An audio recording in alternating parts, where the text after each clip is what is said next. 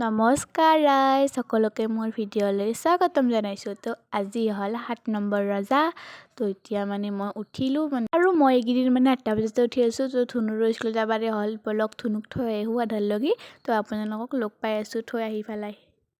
আৰু মই ইফালে ধুনুক থৈ আহি পেলাই ঘৰৰ কামখিনি কৰি ল'লোঁ। কৰি লৈ কিনে মই পানী দি আছোঁ ফুলত।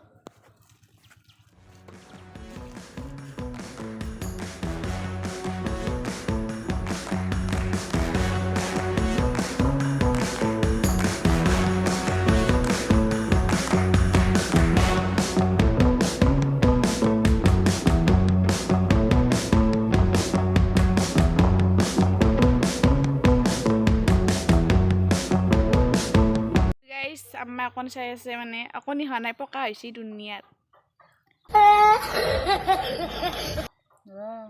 স্কুলত গ'লে গেছি বেছি হয় মানে পকাগিলা। তো এতিয়া বাজিল 11টা, গাও ধুব লাগে।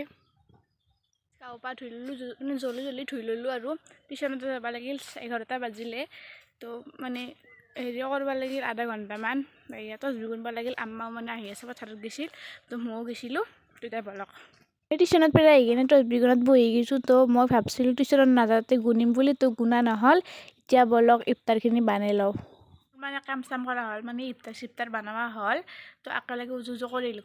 টাইম হোৱা নাই, তো মই আগতে মানে উজু কৰি ল'লোঁ। তো আজিও মানে ইফতাৰত চেৱাই আৰু বুট ভাজা। তো আব্বাও আহি পালা। তো মানে আজান দিলি আপোনালোকক লগ পাই আছোঁ। আৰু মই ইফালে ইফতাৰ কৰি কিনে বহি গ'লোঁ নামাজ পঢ়বা, আম্মা আৰু মই। তো আপোনালোকক মানে নামাজ পঢ়ি কিনে লগ পাই আছোঁ। আৰু গাইজ মোৰ মানে নামাজ পঢ়া হ'ল আৰু ইফতাৰ চিফতাৰ কৰি কিনে নামাজ পঢ়ি ল'লোঁ। তো আজিৰ ভিডিঅ'টো কেনে পাইছে কমেণ্ট কৰিব নাপাহৰিব। আৰু আপোনালোকক নতুন ভিডিঅ'লৈ লগ পাই আছোঁ। এণ্ড বাই।